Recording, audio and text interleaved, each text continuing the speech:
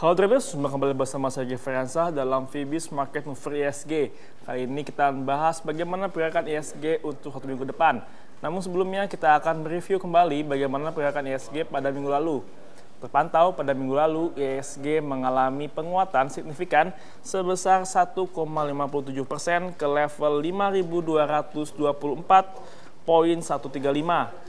Di mana indeks LQ45 juga menyusul penguatan tersebut, di mana pada minggu lalu mencatatkan penguatan sebesar 2% ke level 889,731.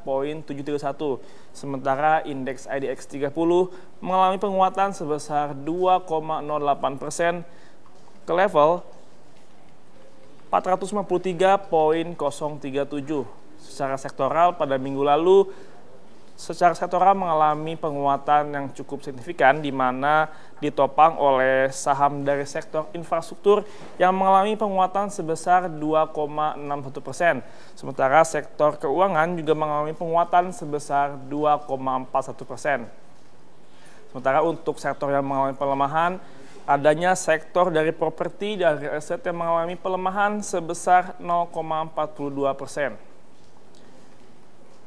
Secara transaksi pada minggu lalu ISG cukup ramai, di mana sebanyak 1 juta kali transaksi diperdagangkan senilai 38 triliun rupiah dengan volume sekitar 32 juta saham.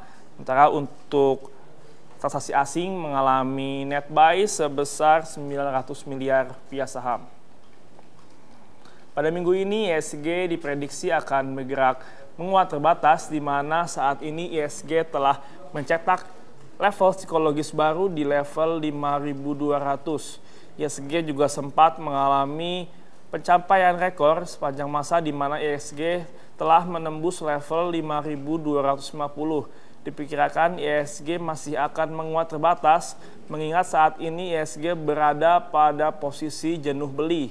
Diwaspadai ISG akan mengalami koreksi cukup dalam, di mana pada minggu ini beberapa rilis data dari ekonomi makro dan juga rilis data dari BI Rate juga akan mengganggu pergerakan ISG pada minggu ini.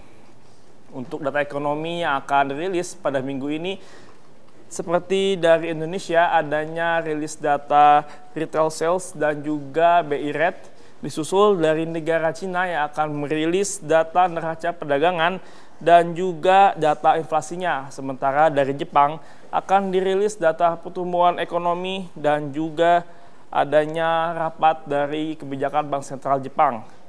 Untuk Australia juga akan merilis data tingkat pengangguran, dan juga dari sisi Amerika akan dirilisnya data initial jobless claims mingguan.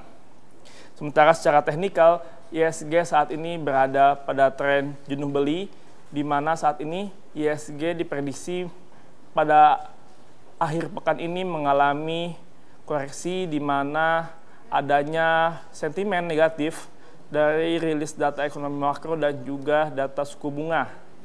Emiten yang patut waspadai adalah emiten perbankan dan juga emiten properti.